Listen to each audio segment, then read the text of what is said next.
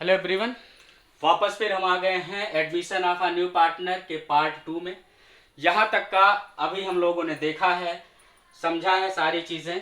अब यहाँ पर हम बात कर रहे हैं कि अगर कोई नया पार्टनर फॉर्म में इंटर कर रहा है तो उस ड्यूरेशन में हमें क्वेश्चन में किसका किसका आंसर ढूंढना है। तो पहला हमें यहाँ पे आंसर ढूंढना है कि पार्टनर्स में कौन एडमिशन ले रहा है, उसका नाम क्या है। दूसरा, वो कितने शेयर के लिए आ रहा है। तीसरा, वो कितना अमाउंट कैपिटल के लिए ला रहा है और कितना अमाउंट वो गुडविल के लिए ला रहा है। ठीक, ये चीजें यहाँ पर क्लियर हो गई। और फिर हमें ये देखना है कि गुडविल का अमाउंट जो पार्टनर ला रहा है वो क्या कैश में ला रहा है या वो कैश में नहीं ला रहा है। फाइनली जो फिफ्थ चीज यहाँ पर हम फाइंड आउट करने वाले हैं वहां पे ये करेंगे कि जब भी नया पार्टनर आ रहा है तो पर्टिकुलर हिस्से के लिए आ रहा है तो वो हिस्सा किस रेशियो में पुराने पार्टनर से गेट करता है, या हम कहें कि पुराने पार्टनर नए पार्टनर को किस रेशियो में उसका हिस्सा दे रहे हैं। ये 5 क्वेश्चंस आपको हमेशा जब भी एडमिशन होगा तब तब आपको इन पांचों के जवाब जो हैं आपको ढूंढने ही ढूंढने हैं। ये चीजें क्लियर हो गई। अब यहाँ पर इनके आंसर हम देख लेते हैं। तो क्वेश्चंस हमने जो लिया था आपके सामने है। यहाँ पर क्या दिया गया, ओल्ड पार्टनर है जिनका नाम ए बी है, इनका प्रॉफिट शेयरिंग रेशियो था 3:2 और ये इनकी बैलेंस शीट दी गई थी, क्लोजिंग बैलेंस शीट दी गई थी। फिर 1 अप्रैल से इन्होंने सोचा, यानी अगले सेशन से, कि हम क्या करें, किसी नए पार्टनर को फॉर्म में इंटर करते हैं। तो उसका जवाब यहाँ पर आ गया कि जो नया पार्टनर आ रहा है वो कौन है, तो वो क्या है, सी है। फिर बात आई कि कितने शेयर्स के लिए आ रहा है, तो वो आया कि 1/4 के लिए आया है। ठीक, फिर आया यहाँ पर how much bring as a capital. तो इसका जो जवाब आया है यहाँ पे क्वेश्चन में लिख रखा है वो कितने के लिए आ रहा है, for ₹1,00,000। 1,00,000 rupees as a capital लेकर के आ रहा है। फिर आगे का जो क्वेश्चन हमारा है, how much bring as a premium for goodwill.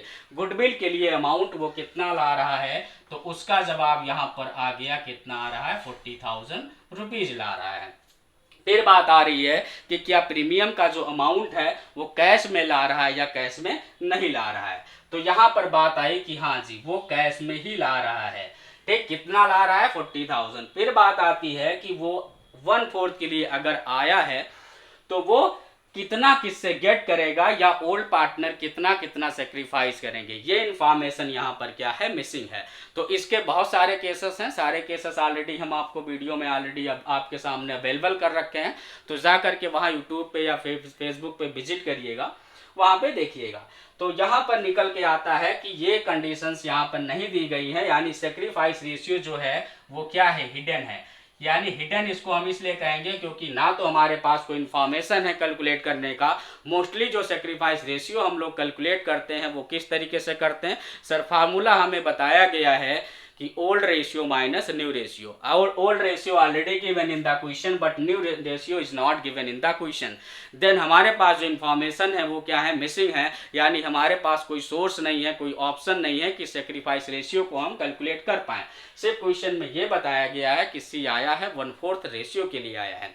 अगर आपके सामने ऐसे सिचुएशंस है तो आप क्या करेंगे, आप ओल्ड रेशियो को क्या करेंगे, सेक्रीफाइस रेशियो क्या कर लेंगे, ट्रीट कर लेंगे। सेक्रीफाइस रेशियो यहाँ पर कितना हो जाएगा, तो सेक्रीफाइस रेशियो आपका कितना हो जाएगा, 3:2 रेशियो। ये बात समझ में आई कि सर अगर क्वेश्चन में न्यू प्रॉफिट शेयरिंग रेशियो नहीं दिया गया है और ये भी नहीं बताया गया है कि नया पार्टनर आ रहा है तो उसको कौन कितना दे रहा है, या नया पार्टनर कितना किससे ले रहा है अपने हिस्से का, तो ये बातें यहाँ पे इंफॉर्मेशन जो है वो मिसिंग थी। तो हमने क्या किया, ओल्ड रेशियो को सेक्रीफाइस रेशियो मान लिया। ये आपका पार्टनरशिप में अच्छे से बताया गया है। When new ratio is not given in the question then we will treat old ratio as sacrifice ratio. ये बातें आपको समझ में आ गई। अब आगे हम बढ़ते हैं, इन क्वेश्चंस को देखते हैं कि अब हमें क्या करना है। अगर कोई पार्टनर एडमिशन ले रहा है तो कौन कौन सा अकाउंट यहाँ पे बनाना कंपलसरी होता है। तो यहाँ पर हम देखते हैं कि क्या क्या चीजें हमें यहाँ पे बनाना जरूरी होता है। ये चीजें आप अच्छे से नोट कर लीजिए, बहुत इंपॉर्टेंट क्वेश्चंस है। हर क्वेश्चंस में आपको इसका आंसर जरूर ढूंढना है। टोटल कितने क्वेश्चंस यहाँ पे हैं, 5। ये आप रट लीजिए कि 5 क्वेश्चंस के जवाब हमें हर क्वेश्चंस में देखना है अगर केस है एडमिशन का। तो ये चीजें आपको समझ में आ गई। ठीक, अब आगे बढ़ते हैं कि क्या कौन कौन सा अकाउंट हमें यहाँ पर बनाने को सीखना पड़ेगा, क्या क्या हमें करना है, और हर आइटम के जो ट्रीटमेंट हैं उनका ट्रीटमेंट। ये आपके सामने क्या दी गई है, पूरी बैलेंस शीट दी गई है और नए पार्टनर्स के बारे में इंफॉर्मेशन है, पुराने पार्टनर के बारे में इंफॉर्मेशन है। तो यहाँ पर हम देखते हैं कि क्या क्या हमें करना है। तो पहले स्टेप में हमें क्या करना है, फर्स्ट स्टेप में हमें प्रिपेयर करना है रीवैल्यूएशन अकाउंट। हमें प्रिपेयर करना है रीवैल्यूएशन अकाउंट। रीवैल्यूएशन अकाउंट्स में होता क्या है, मोस्टली इसमें जो फर्म के ऑलरेडी क्या दिए गए हैं, एसेट्स एंड लायबिलिटीज दिए गए हैं, तो इनका भी क्या होता है, टाइम टू टाइम इनकी भी वैल्यू चेंज होती रहती है। यानी बुक वैल्यू कुछ और होती है और मार्केट वैल्यू इनकी क्या होती है, चेंज होती रहती है, फ्लक्चुएट होती रहती है।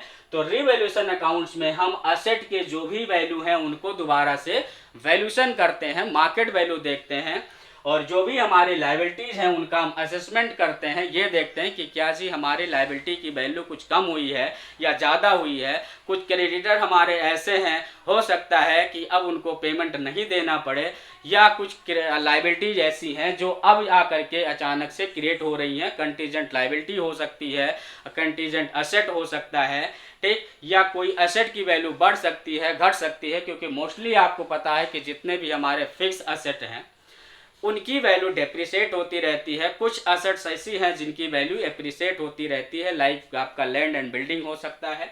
डेप्रिसिएट होने की जो एसेट हैं वो प्लांट एंड मशीनरी हो सकती हैं, ठीक, बैड डेप्ट हो सकते हैं हमारे डेटर्स। तो इन सब का हम क्या करते हैं, जो भी ट्रीटमेंट है वो रीवैल्यूएशन अकाउंट्स में करते हैं। तो रीवैल्यूएशन अकाउंट्स ऑलरेडी हम पढ़ चुके हैं, तो थोड़ा एक बार इसमें हम डिस्कस कर लेते हैं कि रीवैल्यूएशन अकाउंट्स में क्या क्या चीज़ें जाएंगी।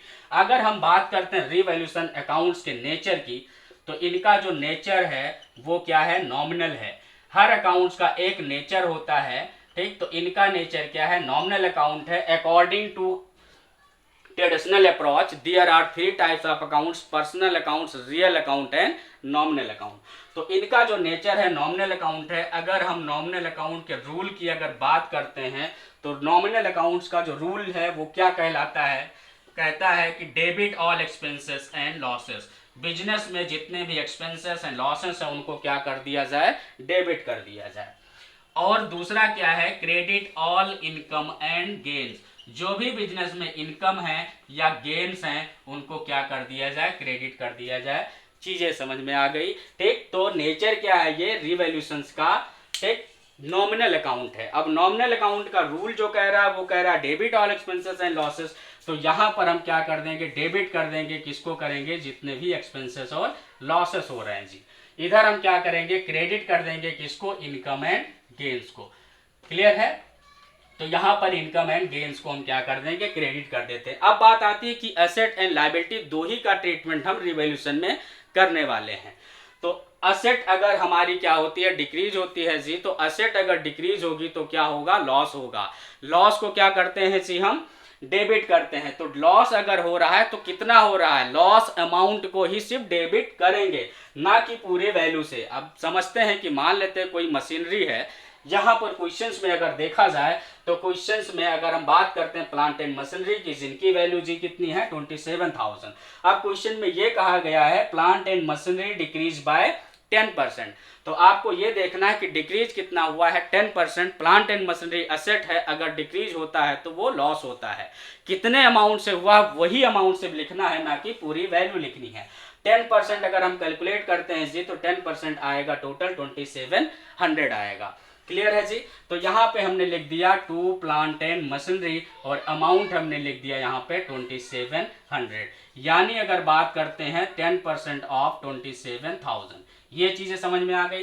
अब आगे क्वेश्चन में कह रहा है जी, क्या कह रहा है, stock increase by 3000। Stock increase by 3000। तो अब सीधा सीधा आपको लग रहा है कि सर असेट है, असेट की वैल्यू अगर इंक्रीज हो रही है तो क्या हो जाएगा, क्रेडिट हो जाएगा। क्रेडिट हो जाएगा जी तो किधर आएगा, क्रेडिट साइड आएगा। ठीक, तो यहाँ पर हम लिख देंगे बाई स्टॉक और अमाउंट यहाँ पे लिख देंगे जी 3000 रुपीज। ये बातें समझ में आई। आगे क्या कह रहा है कि हमारे पास जो डेटर्स हैं उनका जो प्रोविजन है वो टोटल कितना दिया गया, 6,000 दिया है, 6000। क्वेश्चन में क्या कह रहा है कि जो प्रोविजन हमें बनाने हैं वो 10% मेंटेन करने हैं। कितने परसेंट मेंटेन करने हैं, 10% मेंटेन करने हैं। अब जी हमारे पास जो डेटर्स हैं वो डेटर्स की वैल्यू टोटल कितनी है सर, 80,000 है। 10% अगर हम निकालते हैं तो कितना आएगा सर, 8,000 आएगा। अब यहाँ पे हमें ये देखना है कि क्वेश्चन में कह रहा है कि जो भी डेटर्स हैं उनका जो डाउटफुल हमें बनाना है, प्रोविजन बनाना है जी, वो कितना बनाना है, 10%। 10% अगर आप कैलकुलेट कर रहे हैं जी तो कितना आ रहा है, 8,000 आ रहा है। अब आपने देखा कि ऑलरेडी आपके बुक में अपीयर्ड है 6,000, यानी क्वेश्चन में कहा है कि प्रोविजन को जो मेंटेन करना है वो टोटल 10% करना है। बट आपने क्वेश्चन में चेक किया है, क्या किया कि आपके पास ऑलरेडी 6,000 है, तो इंक्रीज टोटल कितने से हुआ है जी, इंक्रीज सर 2,000 से हुआ है। 6 तो ऑलरेडी हमारा यहाँ पे बना हुआ है। तो अब अगर प्रोविजन की बात करें, प्रोविजन लायबिलिटी होती है, प्रोविजन अगर इंक्रीज हो रहा है तो लॉस हो रहा है जी। लॉस कितने का हो रहा है सर, लॉस हो रहा है सर 2,000 का, तो यहाँ पे लिख देंगे by provision for doubtful debts. Total कितने से लॉस हो रहा है जी, 2,000 से हो रहा है। तो रिवैल्यूएशन था यहाँ पे। अब मोस्टली अगर हम मान लेते हैं कि रिवैल्यूएशन में हम देखते हैं प्रॉफिट हो रहा है या लॉस हो रहा है, एक और हम ले लेते हैं, और हमारा क्या है दूसरा हमारा जो असेट है, ठीक, वो असेट है लैंड एंड बिल्डिंग। अब क्वेश्चन में कहा है जी कि लैंड एंड बिल्डिंग जो इंक्रीज हुआ है वो बाई 20% हुआ है। अगर हम बात करते हैं लैंड एंड बिल्डिंग की तो वैल्यू कितनी दी गई, 1 लाख। 20% अगर निकालते हैं तो कितना आया है जी, 20,000 आया है। और क्वेश्चन में कह रहा है कि इंक्रीज हो रहा है, इंक्रीज हो रहा है जी, तो इधर आ जाएगा, इधर हम कर देंगे by land and building. Total land and building जो इंक्रीज हुआ है वो बाय 20,000 हुआ है, यानी कितना, 20% ऑफ बुक वैल्यू। तो बुक वैल्यू कितना है जी, 1 लाख है, तो 20,000 आ गया। अब हम क्या करेंगे, हर लेजर का सेम रूल होता है कि सर हम क्या करते हैं, इसको बैलेंसिंग करते हैं। तो सबसे पहले क्या करते हैं जी, हम दोनों साइड को टोटल करते हैं, और दोनों साइड में जिसका टोटल अधिक होता है उस टोटल को यहाँ पर हम लिख देते हैं। तो डेबिट में अगर हम देखें तो डेबिट का जो बैलेंस आ रहा है वो टोटल कितना आ रहा है जी, 4,700 आ रहा है। और क्रेडिट में अगर हम टोटल करते हैं तो कितना आ रहा है जी, 23,000। तो क्रेडिट का बैलेंस ज्यादा है सर, इसलिए हमने क्या किया, क्रेडिट दोनों साइड में हमने मैक्सिमम अमाउंट को लिख दिया जो दोनों में क्या है, ग्रेटर है। ये बात समझ में आई। अब क्या करते हैं सर, जो बैलेंस कम है उसको हम ज्यादा में से माइनस कर देते हैं। तो 23,000 था, जिसमें से माइनस कर दिया हमने 4,700, तो जिसकी वैल्यू आ गई 18,300। कितनी आ गई सर, 18,300। और ये हमारा क्या आ गया सर, प्रॉफिट आ गया, क्योंकि जो बैलेंसिंग आया है हमारा डेबिट साइड आया। इसका ये मतलब है कि क्रेडिट बैलेंस सर हमारा ज्यादा है, किससे, डेबिट बैलेंस से। अब इस लॉस को क्या करेंगे जी, हम बांट देंगे किसमें, ए और बी में। तो यहां पर हमने लिख दिया to loss on revaluation transfer to A's capital और बीज कैपिटल। ए और बी के कैपिटल में क्या कर दिया हमने जी, यहाँ पे डिस्ट्रीब्यूट कर दिया। किस रेशियो में सर, ओल्ड रेशियो में, 3:2 में। क्योंकि ये अब तक का, यानी नया पार्टनर के आने के पहले का ट्रीटमेंट है कि ये जो कुछ दिया गया था ये ओल्ड पार्टनरशिप का था, और इसमें जो कुछ डिस्ट्रीब्यूट किया जाएगा वो एमंग ओल्ड पार्टनर्स में ही किया जाएगा। ऐसा हम इसी पर्पस के लिए करते हैं ताकि जो नया पार्टनर आ रहा है वो अब से आ रहा है, यानी उसका पास्ट से कोई मतलब नहीं है कि पास्ट में फर्म में कितना प्रॉफिट है, कितना लॉस है, क्या रिजर्व रखा हुआ है। वो जो आया है वो अब से उसको जो भी बिजनेस में प्रॉफिट लॉस होगा वो उसमें हिस्सा दिया जाएगा। तो याद रखिए कि जब जब प्रॉफिट शेयरिंग रेशियो में चेंज होगा तब तब रिवैल्यूएशन का हमें यहाँ पे ठीक ट्रीटमेंट करना पड़ेगा। ये चीजें समझ में आ गई सर। अब मान लेते हैं यहाँ पर हमने इसको क्या किया, 18,300 को डिस्ट्रीब्यूट कर दिया हमने किस रेशियो में जी, 3:2 में।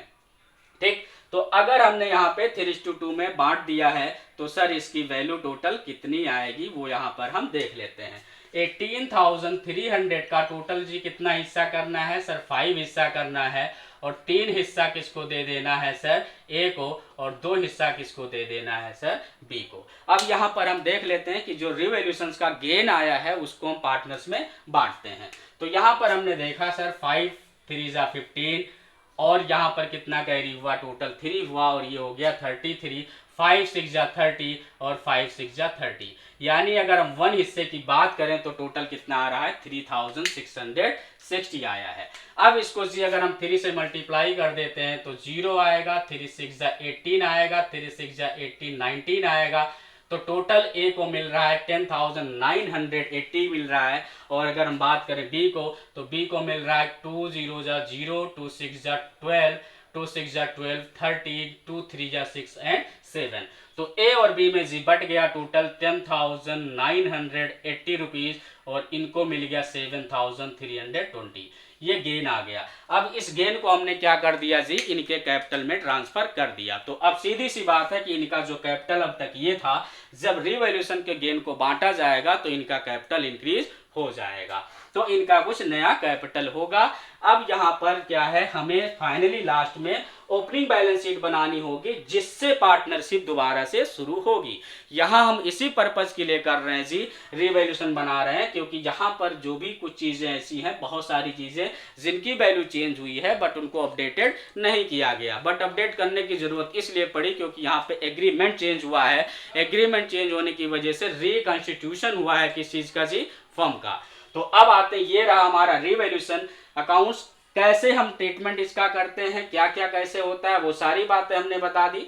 बाकी रिवैल्यूएशन का एक अलग सा टॉपिक ऑलरेडी अपेयर्ड है, यूट्यूब में हमने डाल रखा है, फेसबुक पे, वहां जाकर के देखिएगा। अब हम आते हैं पार्ट 3 में, तो बने रहिए, तब तक आप इसको अच्छे से रिवाइज करिए। आते हैं नेक्स्ट पार्ट 3 में, फिर हम समझते हैं अच्छे से आगे कि पार्टनर, इसके बाद जो हमारा अकाउंट बनने वाला है वो पार्टनर्स कैपिटल बनने वाला है, तो बहुत ही इंपॉर्टेंट टॉपिक होने वाला है। तो आप थोड़ा सा वेट करिए, थोड़ा हमें टाइम दीजिए, हम जस्ट आपको लेकर के आते हैं एक नया वीडियो पार्ट 3, पार्टनरशिप का admission of a new partner. तब तक के लिए take care, bye bye, thank you.